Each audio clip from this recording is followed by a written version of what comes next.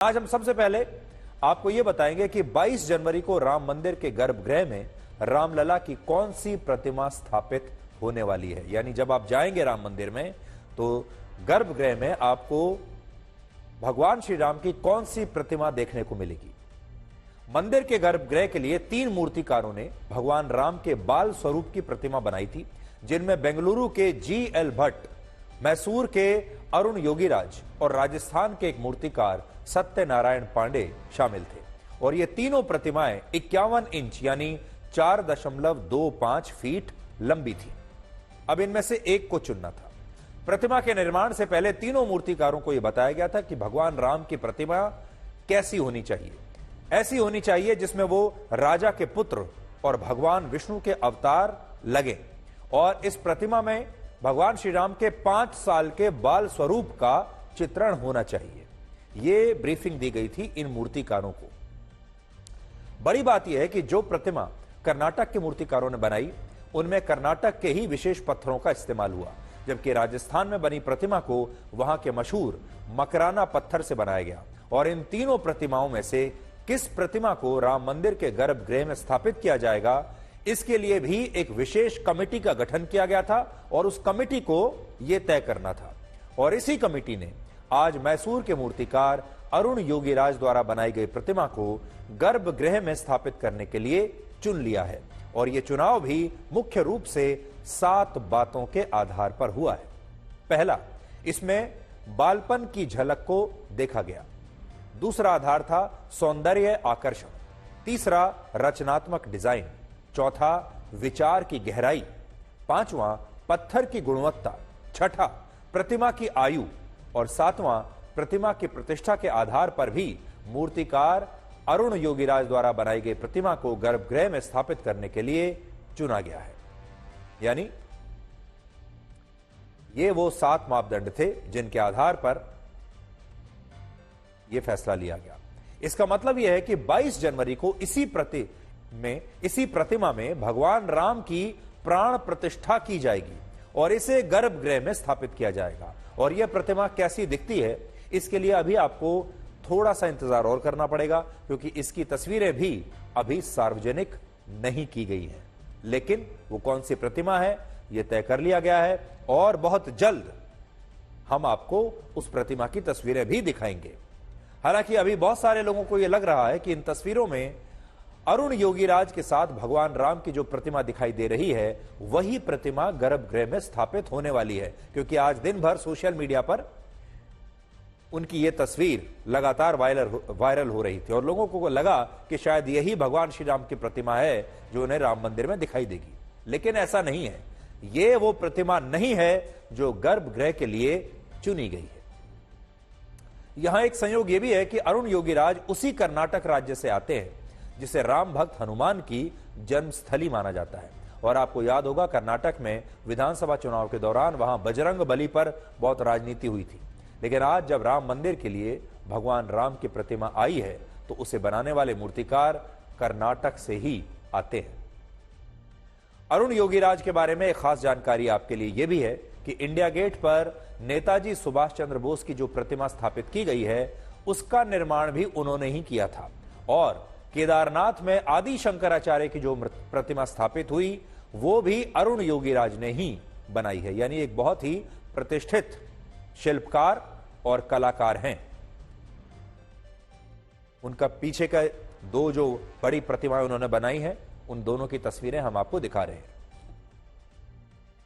अरुण योगीराज मैसूर महल के मूर्तिकारों के परिवार से आते हैं और 5 पीढ़ियों से उनका परिवार मूर्तियां बनाने का काम ही कर रहा है। दिलचस्प बात यह है कि अरुण योगीराज के माता पिता कभी नहीं चाहते थे कि वो भी उनकी तरह एक मूर्तिकार बने, इसलिए उन पर पढ़ाई लिखाई करके किसी बड़ी कंपनी में नौकरी करने का बड़ा दबाव था। और इस दबाव की वजह से अरुण योगीराज ने MBA की पढ़ाई की, यानी वो MBA हैं, और फिर काफी समय तक उन्होंने प्राइवेट सेक्टर में नौकरी भी की। लेकिन बाद में उन्होंने अपने दिल की सुनी और नौकरी छोड़ दी और अपने परिवार की तरह ही मूर्तियां बनाने लगे और शिल्पकार बन गए। और अब भगवान राम की जिस प्रतिमा में भगवान राम की प्राण प्रतिष्ठा की जाएगी वो प्रतिमा अरुण द्वारा ही बनाई गई है। जिसमें भगवान श्री राम का वर्ण यानी उनका रंग गहरा नीला होगा।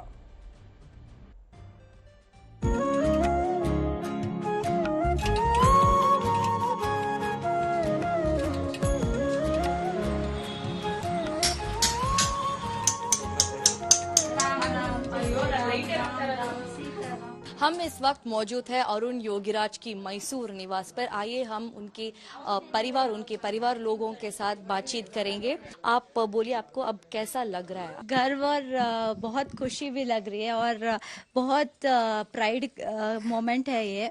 हमको बहुत ही खुशी हुई है। ये तो जीवन में अत्यंत इट इज़ अ शुभ दिन भी है और बहुत ही साधना है जीवन का। I talked to him and I conveyed my wishes to him and we felt very happy and very proud. Really, it's an overwhelming day and overwhelming moment for me to receive the news that my brother Arun Yogiraj, my father name is Yogiraj, that Ramlalla Murthy, what he had made has been selected. It's a very gracious moment to me and my family. I don't know, I cannot express in words because for 6 months he just worked hard. It's like a 5 to 6 years old Rama, how at that age he is looking, and the workout came very cleanly and neatly and the result is right in front of us. 9 वर्ष पर 1 जनवरी से हमने अपनी एक नई series आपके लिए शुरू की है। आप सब भगवान राम का स्वागत करने के लिए तैयार हैं, राम मंदिर का स्वागत करने के लिए तैयार हैं। आप में से ज्यादातर लोग राम मंदिर एक न एक दिन जरूर जाएंगे, लेकिन राम मंदिर में जाने से पहले क्या आप अपने राम को अच्छे से समझते हैं? क्या आप अपने भगवान श्री राम की कथा के बारे में जानते हैं, उनके आदर्शों के बारे में जानते हैं? जिन मर्यादाओं में बंद कर वो चले, क्या उन मर्यादाओं के बारे में आप जानते हैं? क्या ये समय सही है कि आपका भगवान श्री राम के साथ एक नया परिचय करवाया जाए, जिस परिचय के बाद आप भगवान श्री राम के आदर्शों को समझ सकें, अपने जीवन में उन्हें अपना सकें और ना सिर्फ एक बेहतर इंसान बने बल्कि एक सफल इंसान भी बन सके? और उसी के लिए हमने ये नई सीरीज आपके लिए शुरू की है। तो रामायण में भगवान श्री राम की शारीरिक संरचना के साथ उनके गुणों का भी उल्लेख किया गया है। वो कैसे दिखते थे ये तो हमने आपको बता दिया, लेकिन उनमें गुण क्या थे जिन गुणों ने उन्हें भगवान बनाया और जिसके तहत भगवान राम किसी मनुष्य में दोष नहीं देखते थे। वो सदा शांत रहते थे और सांत्वना पूर्वक मीठे वचन हमेशा से वो बोलते थे। उनसे कोई कठोर वचन भी बोलता था तो श्री राम उस बात का जवाब कभी देते नहीं थे, और कभी कोई एक बार भी उपकार कर देता था तो वो उस एक उपकार से सदा संतुष्ट रहते थे और आजकल के लोगों की तरह मदद को छोटे और बड़े रूप में कभी देखते नहीं थे। भगवान राम हर उपकार और मदद के प्रति कृतज्ञ रहते थे और उनका सबसे उत्तम गुण यह था कि वो मन को हमेशा वश में रखते थे, जबकि कलयुग में मन को वश में न रख पाना ही आज की सबसे बड़ी समस्या है। इसके अलावा श्री राम के मुख से कभी झूठ नहीं निकलता था और वो वृद्ध लोगों का बहुत सम्मान करते थे और अपनी प्रजा के प्रति उनका और उनके प्रति प्रजा का अनुराग अद्भुत था। और श्री राम दयालु होने के साथ क्रोध को जीतने वाले मर्यादा पुरुषोत्तम थे। और ये वो सारे गुण हैं जो भगवान राम को के इस देश के लोगों में आज आपको ढूंढने से भी नहीं मिलेंगे। हम भक्ति तो बहुत करते हैं भगवान श्री राम की, पूजा पाठ भी करते हैं, आस्था भी रखते हैं, लेकिन क्या हम भगवान श्री राम की तरह बनने की कोशिश करते हैं? आप भगवान श्री राम के जितने भी चित्र देखेंगे उनमें से किसी में भी आपको वो क्रोध में नजर नहीं आएंगे, एक भी चित्र में। हमेशा जितने भी चित्र आपने देखे होंगे भगवान राम के, उन सब चित्रों में वो आपको सिर्फ मुस्कुराते हुए नजर आएंगे। उनके चेहरे पर आपको शांति दिखाई देगी। कल हमने आपसे कहा था कि हम ब्लैक एंड व्हाइट में हर रोज आपको भगवान श्री राम से जुड़े एक दिलचस्प प्रसंग के बारे में बताएंगे और इस पर एक विशेष सीरीज हम आपको लगातार दिखा रहे हैं। आज इस सीरीज के दूसरे अंश में हम आपको यह बताएंगे कि भगवान राम को 14 वर्ष का ही वनवास क्यों हुआ, 10 वर्ष का, 12 वर्ष का, 15 या 16 वर्ष का वनवास क्यों नहीं हुआ, उन्हें 14 वर्ष का वनवास ही क्यों हुआ। यानी ये वनवास जो है ये सिर्फ 14 वर्ष का क्यों था, 12 वर्ष या 16 वर्ष का क्यों नहीं। महर्षि वाल्मीकि रामायण में इस प्रसंग का उल्लेख करते हुए यह लिखा है। वो बताते हैं कि जब मंथरा की बातों से राजा दशरथ की तीसरी पत्नी कैकई को ऐसा लगने लगा कि अगर भगवान श्री राम अयोध्या के राजा बन गए तो राजा भरत को कभी अयोध्या का राजपाट नहीं मिलेगा, तो कैकई विचलित होने लगी। कैकई की इसी मनोदशा को देखते हुए मंथरा ने उन्हें यह बताया कि राजकीय नियम के अनुसार अगर कोई संपत्ति या राजपाट 14 वर्षों तक किसी के पास रहे और वो उसका भोग करे तो वो उस संपत्ति और राजपाट का सदैव के लिए स्वामी हो जाता है। और इसी बात से कैकई को यह लगा कि अगर उन्होंने राजा दशरथ से भगवान श्री राम के लिए 14 वर्षों का वनवास मांग लिया और इस दौरान उनके पुत्र भरत अयोध्या के राजा बन गए तो भगवान राम अयोध्या पर अपने शासन के अधिकार को हमेशा के लिए खो देंगे, क्योंकि तब भरत अयोध्या पर 14 वर्षों तक शासन कर चुके होंगे और अयोध्या का जो राजपाट है, शासन, वो भरत को मिल जाएगा। और इसीलिए श्री राम को 14 वर्षों का वनवास दिया गया। यह भी कहा जाता है कि राजा दशरथ ने गुरु वशिष्ठ के साथ भगवान राम को अयोध्या नगरी का राजा बनाने का फैसला 14 दिनों में किया था और इस बात से नाराज कैकई इन 14 दिनों को अपने लिए 14 वर्षों के समान मानती थी। इसलिए उन्होंने राजा दशरथ से ये वचन लिया कि वो भगवान राम को 14 वर्षों के वनवास पर भेजें।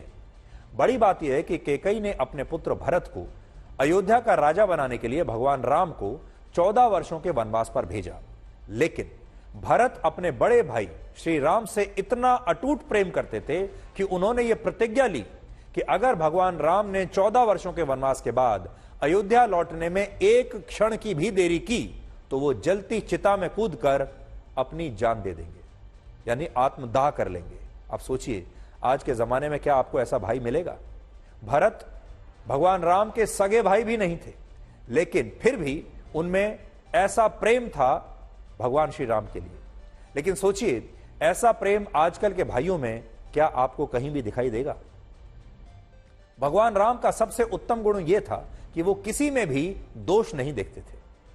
जिस कैकई की वजह से उन्हें राज्याभिषेक से ठीक पहले वनवास पर जाना पड़ा, 14 वर्षों के बाद अयोध्या लौटने पर भगवान राम, आप जानते हैं सबसे पहले किससे मिले?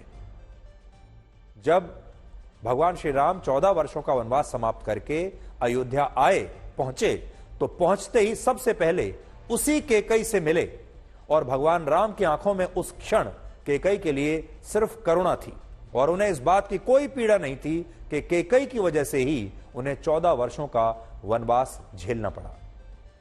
आज कलयुग में जब लोग छोटी छोटी बातों पर अपने रिश्ते खत्म कर लेते हैं, नाराज हो जाते हैं, अपने माता पिता, अपने भाई बहन, दोस्त या रिश्तेदारों को छोड़ देते हैं, उन्हें हर समय उनके दिमाग में एक लालच रहता है, तब भगवान राम से यह सीखा जा सकता है कि जो आपका गलत करे या आपका गलत चाहे, जो आपका बुरा करे या आपका बुरा चाहे, उसे भी गले लगाना ही सबसे बड़ा धर्म है।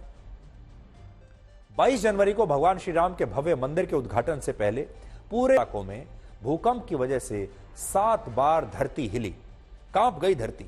तब भी यह ताकतवर भूकंप जापान में आपदा प्रबंधन यानी वहां के डिजास्टर मैनेजमेंट सिस्टम को हिला नहीं पाया। क्यों नहीं हिला पाया, आज ये समझिए।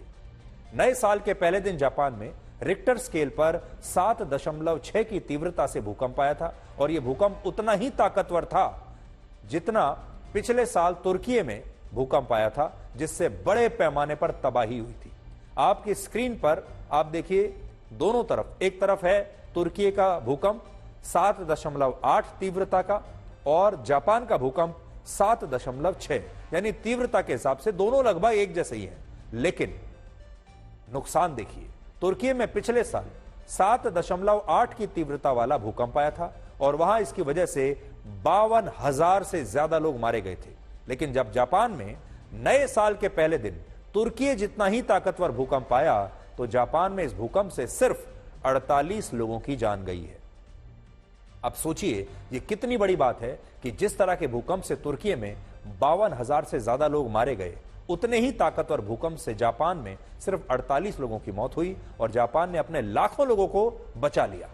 इससे यह पता चलता है कि अगर योजनाएं प्रभावी और व्यवहारिक हों, ईमानदारी से उन्हें लागू किया जाए, सख्ती से अगर उन्हें लागू किया जाए, तो ताकतवर से ताकतवर भूकंप को भी हराया जा सकता है और जापान ने पूरी दुनिया को यह करके दिखाया है। भूकंप पर जीत हासिल करने वाले जापान की सफलता के बारे में हम आपको आज विस्तार से बताना चाहते हैं, लेकिन उससे पहले आप ये देखिए कि जापान में जब 1 जनवरी को 155 बार भूकंप आया, यानी भूकंप के 155 झटके, और इनमें सबसे ताकतवर भूकंप 7.6 की तीव्रता से था, तब वहां कैसे दहशत मच गई थी। दुनिया भर में रिक्टर स्केल पर 6 या उससे ज्यादा की तीव्रता के जितने भी भूकंप आते हैं, उनमें 20% भूकंप से अकेले जापान प्रभावित होता है। सोचिए, जापान में आप ये समझ लीजिए सबसे ज्यादा भूकंप जापान में आते हैं, 20% पूरी दुनिया के। इससे आप समझ सकते हैं कि भूकंप के लिहाज से जापान दुनिया के सबसे खतरनाक सिस्मिक जोन में आता है और वहां हर दिन औसतन 5 से 6 भूकंप आते हैं। और 1 जनवरी को तो जापान में 155 भूकंप आए, जिन्होंने धरती को तो हिला दिया, लेकिन ये सारे भूकंप मिलकर भी जापान के डिजास्टर मैनेजमेंट सिस्टम को हिला नहीं पाए। आपको जानकर हैरानी होगी कि आज से लगभग 100 वर्ष पहले, वर्ष 1923 में, जब जापान में इतना ही ताकतवर भूकंप आया था, तब उस भूकंप में 1,40,000 लोग मारे गए थे। लेकिन आज उतने ही ताकतवर भूकंप में सिर्फ 48 लोगों की मृत्यु हुई है। और ये पूरा जो ट्रांसफॉर्मेशन है, पूरा बदलाव है, 100 वर्षों का बदलाव है। जापान को पता था कि वो भूकंप को कभी रोक नहीं सकता, लेकिन आपदा प्रबंधन की तैयारी करके इससे होने वाले नुकसान को, इससे होने वाली मौतों को जरूर रोक सकता है। इसलिए जापान ने भूकंप के साथ जीना सीख लिया और यह सीख लिया कि भूकंप को कैसे कंट्रोल करना है। इसके लिए उसने वर्ष 1923 के भूकंप के बाद पहला भूकंप रोधी कानून बनाया, जिससे जापान में, जिसे हम बिल्डिंग स्टैंडर्ड लॉ कहते हैं, इस कानून के तहत जापान में जितनी भी बिल्डिंग्स हैं, इमारतों को भूकंप प्रतिरोधी बनाने के लिए 3 श्रेणियां बनाई गई, जिसमें ताइशिन नाम की श्रेणी में वो इमारतें आती हैं जो छोटी होती हैं और जिन्हें इस तरह से बनाया जाता है कि वो भूकंप के दौरान एक झूले की तरह हिलती तो रहती हैं, लेकिन ध्वस्त होकर कभी गिरती नहीं, यानी जब भूकंप आएगा तो वो एक झूले की तरह बन जाएंगी। दूसरी श्रेणी को शशीन कहते हैं, जिसमें हाई राइज बिल्डिंग्स के नीचे ऐसे रबर के पैड्स लगा दिए जाते हैं, जिससे बड़ी बड़ी इमारतें खतरनाक भूकंप के दौरान भी ध्वस्त होकर गिरती नहीं है, क्योंकि इनके नीचे रबर के पैड्स लगे हैं। तीसरी श्रेणी को मेनशीन कहते हैं, जिसमें इमारतों को भूकंप रोधी बनाने के लिए उन्हें नींव जमीन पर, उनकी नींव जमीन पर नहीं खड़ी की जाती, बल्कि इसकी जगह एक प्लेटफॉर्म बनाया जाता है और उस प्लेटफॉर्म पर बिल्डिंग खड़ी की जाती है। और ये इमारतें ताकतवर से ताकतवर भूकंप में भी कभी भी गिरती नहीं है, हिलती जरूर है, झूल जाती हैं, लेकिन गिरती नहीं है। इससे भी बड़ी बात यह है कि जापान में जब कोई शक्तिशाली भूकंप आता है तो उस भूकंप से हुए नुकसान की समीक्षा की जाती है और इस समीक्षा के आधार पर भूकंप रोधी कानूनों में अक्सर बदलाव किए जाते हैं, जबकि बाकी देशों में ऐसा नहीं होता। बाकी जगह आपने देखा होगा, एक बार कानून बना तो वो वर्षों तक, दशकों तक चलता ही जाएगा, लेकिन वहां कानून जल्दी जल्दी बदले जाते हैं, वो जल्दी जल्दी सीखते हैं। उदाहरण के लिए तुर्की में पिछले साल भूकंप से 52,000 लोग इसलिए मारे गए थे क्योंकि वहां इमारतों के निर्माण के दौरान बड़े पैमाने पर भ्रष्टाचार हुआ था। तो आप सोचिए, तुर्की में जो बिल्डिंग्स बनाई गई थी वो सारी बिल्डिंग्स कमजोर थी, कच्ची बिल्डिंग्स थी। उनका जो मटेरियल इस्तेमाल किया गया था वो घटिया मटेरियल इस्तेमाल किया गया था, क्योंकि जिन लोगों ने, जिन कॉन्ट्रैक्टर्स ने वो बिल्डिंग बनाई वो सारे बेईमान थे। वो पैसा सारा खा गए, लेकिन उन्होंने बिल्डिंग में अच्छा सामान नहीं लगाया। अगर सरकार वहां बोलती थी कि आप ऐसी बिल्डिंग बनाइए जो भूकंप को सहन कर सके, लेकिन वहां के जो बड़े बड़े कॉन्ट्रैक्टर्स थे, बड़े बड़े जो बिल्डर्स थे, उन्होंने ऐसी कोई बिल्डिंग नहीं बनाई। इसलिए ये जब भूकंप आया तो इतना बुरा हाल हुआ और 52,000 लोग मारे गए। लेकिन जापान में लोग ईमानदार हैं और वहां नियमों के पालन को ईश्वर के आदेशों के पालन के समान माना जाता है। वहां जो नियम बना दिए वो लोग ऐसा मान के चलते हैं कि ये ईश्वर का आदेश है। और वहां लोग ये भी कहते हैं कि अगर उन्होंने भूकंप रोधी कानूनों की अनदेखी की तो इससे उनकी ही जान जाएगी, उनके परिवार की ही जान जाएगी, उनके दोस्त ही मारे जाएंगे। इसलिए वो सरकार की सारी बातें मानते हैं।